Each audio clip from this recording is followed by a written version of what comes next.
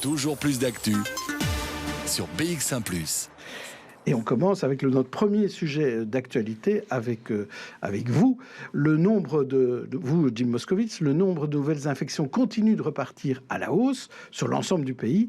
Le R0 est passé au-dessus de 1. C'est pour ces raisons que le CNS a retardé la phase 5 du déconfinement hier. Les chiffres sont-ils inquiétants pour autant, Jim Moskowitz? Eh bien, c'est difficile de répondre à cette question. Les chiffres, ils sont du moins interpellants. Sur les 7 derniers jours, le nombre de cas confirmés au Covid-19 a augmenté de 12% par rapport à la semaine précédente, avec maintenant en moyenne un tout petit peu moins de 100 nouvelles infections par jour. Alors cette hausse, il faut savoir qu'elle était attendue, elle était annoncée par de nombreux spécialistes. Pour le moment, la bonne nouvelle, c'est qu'on est sur un plateau et pas sur une augmentation significative. Yves Copiters, épidémiologiste à l'ULB. On est toujours donc sur ce plateau de transmission constante, comme vous le dites, mais quand même transmission assez élevée dans la population. Alors c'est vrai que les experts n'ont jamais fixé le seuil qu'on ne devait pas franchir et qui risquait alors de se transmettre dans 15 jours, 3 semaines sur les indicateurs hospitaliers. Ce seuil, on ne le connaît pas.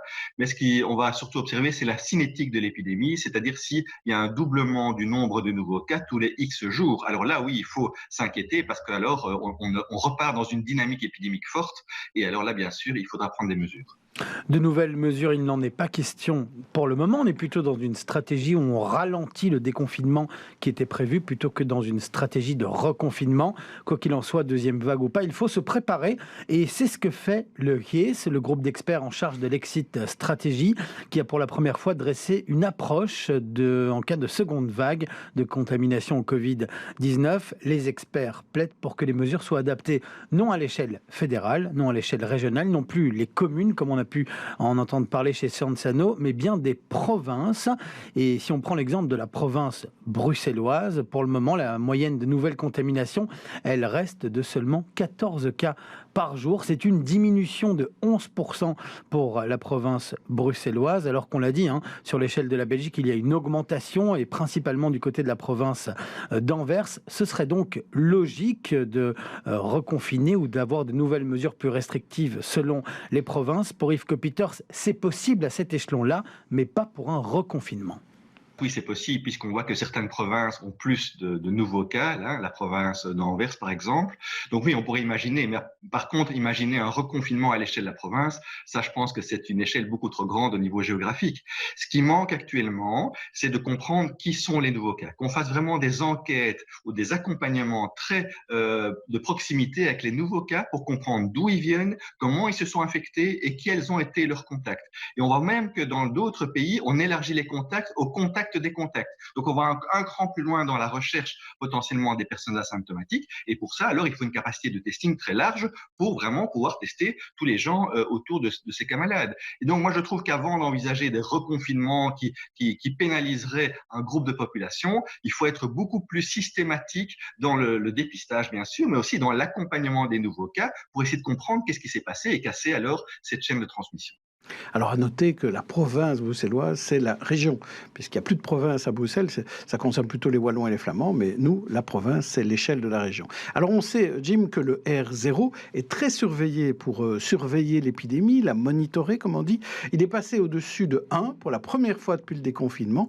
Est-ce que cela signifie automatiquement que de nouvelles mesures vont être prises? Eh bien non, ni le Conseil national de sécurité, ni Sciences & No ne s'est réellement mouillé, comme l'ont fait par exemple nos voisins allemands qui avaient annoncé un reconfinement partiel si le R0 passait au-dessus de 1. Pour rappel, le R0, c'est le taux de contamination du virus. Alors, ça ne signifie pas que de nouvelles mesures ne sont ou ne seront pas prises chez nous, mais en tout cas, rien n'oblige publiquement les autorités à le faire. Et pour Yves Copiters, il faudrait communiquer des chiffres clairs à la population avec des indicateurs à ne pas dépasser.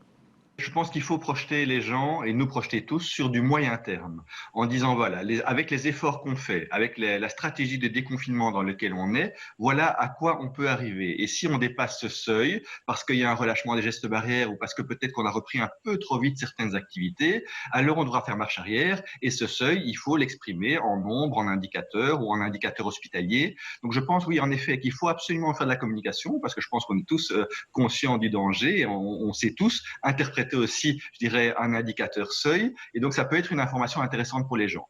Alors, je ne sais pas pour autant qu'on va se relâcher jusqu'à quand on dépasserait le seuil, non. Mais ça permettrait aux gens, simplement, en termes de connaissances, de savoir vers où on va. Et là, on peut reprocher quand même que Cienzano ne communique plus trop autour de ces chiffres, ne fait plus de conférences de presse, parce que ça laisse le libre arbitre à chacun d'interpréter les chiffres. Et pour savoir si on avance vers la phase 5 du déconfinement, si on fait un retour en arrière ou si rien ne change, il va falloir attendre le 23 juillet et le nouveau Conseil national de sécurité.